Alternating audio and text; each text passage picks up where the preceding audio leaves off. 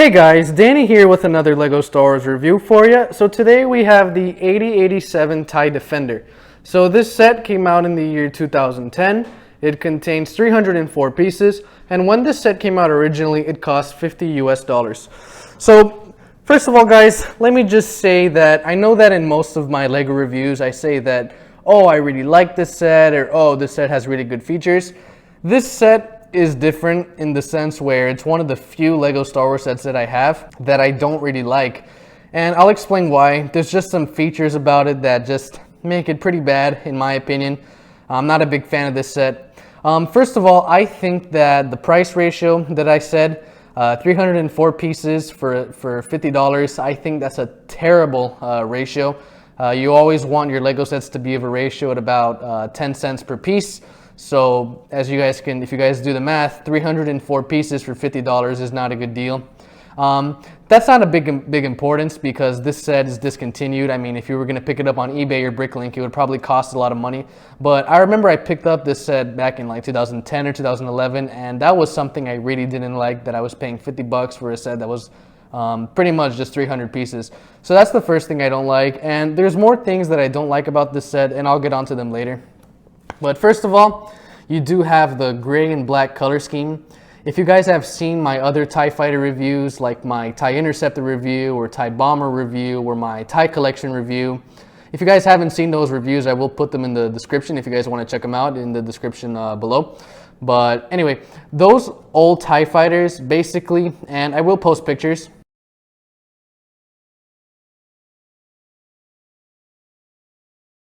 So as you guys saw, those old TIE Fighters, they have the blue and black color scheme, and this one is gray and black. Now, this color scheme is movie accurate, and so props to LEGO for doing this, but in my opinion, and in my personal opinion, I prefer the black and blue color scheme. I don't know why, but for me it just makes the set stand out a little bit more. But this isn't something that I'm going to use to take off points. This set is the way it is, and the old ones are the way they are.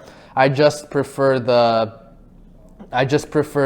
old color scheme, but I have nothing against this color scheme as well. Anyway, next we have two minifigures. Here we get a Stormtrooper. Not much, just your average Stormtrooper. And here we get a TIE Fighter pilot.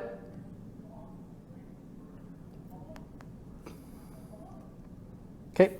Now, before I talk about this set's features, let me tell you a little bit about the TIE Defender. So basically, the TIE Defender, we do not see this set in the movies. However, according to the Star Wars universe, there were a few TIE Defender squadrons in the Battle of Endor.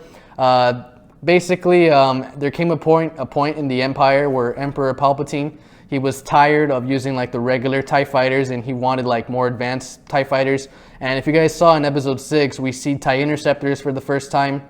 And also we saw a few TIE Defenders according to the Star Wars universe. We don't really see these fighters in action, but according to Wikipedia, these fighters were there.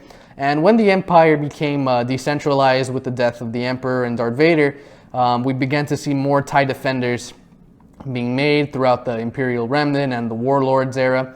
And interestingly enough about these fighters is that they were like an elite class of starfighters.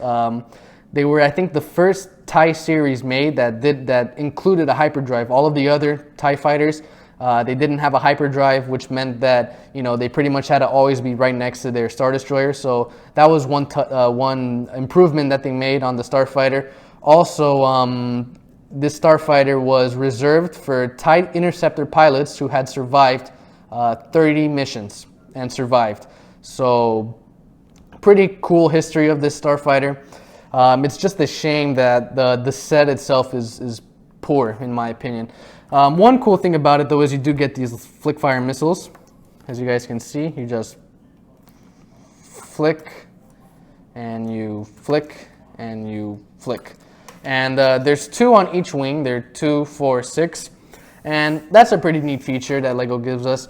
But now I'm going to get on to why this set is just not good in my opinion. So first of all, if we open up the cockpit, one thing I don't like is that there aren't any controls in there. And this isn't even a big problem, but the problem, as you guys saw, is this. how the cockpit spins, and I'll show you guys that what I mean. But anyway, there's no controls in here and not a lot of room, but now I'm gonna close this up.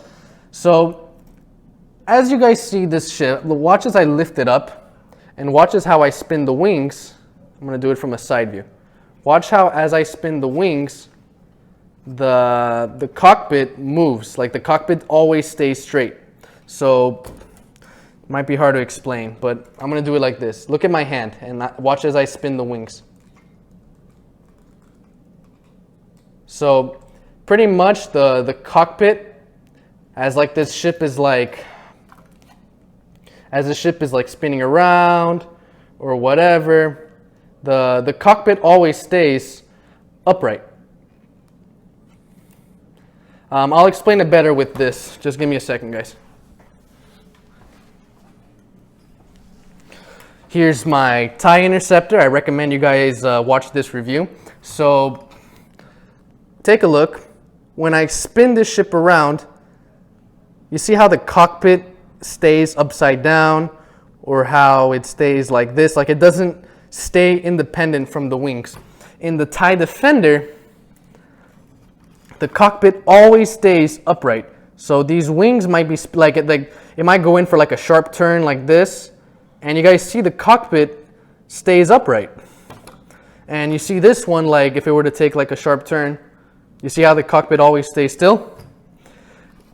This feature that Lego made is just un-movie accurate. It's I mean, I could be wrong, but like from what I know about TIE fighters, it is just un-movie accurate. I mean, I am pretty sure that, you know, that TIE fighters, like when they're flying, the cockpit stays like fixed to where the wing is. So I think that's just a terrible touch in my opinion. It's not movie accurate at all. And I take that back. I am positive that this is not how TIE Defenders are supposed to be. Like the cockpit is not supposed to like be independent from the wings. It's supposed to be stuck on, and it doesn't matter how you're spinning this thing. It's always like fixed. So you guys know me already. You guys know how much I care about movie accuracy. This is something I don't really like about this set. You know, it is.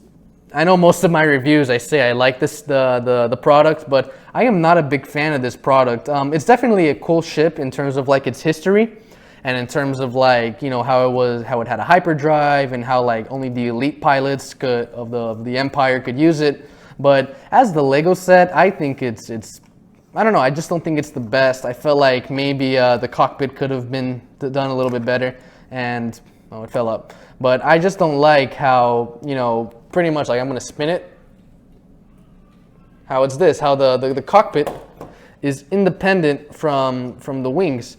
And that really sucks because it definitely looks pretty cool. It's definitely a really sleek fighter. So I maybe would have, so it would have been a hell of a lot better if the cockpit would have been like firm. But anyway, here's a look at the back, and you have a really cool engine piece. So yeah, guys, that's pretty much it to this fighter. Overall, I would not recommend you pick this setup. I would really like it if maybe Lego could make another TIE Defender with maybe like the fixed cockpit and, you know, maybe some controls. And I'm just not a big fan of this set, guys, and I wouldn't really recommend it. But anyway, guys, I hope you guys enjoyed this review, and just stay tuned for more. There's more content on the way, guys. Peace.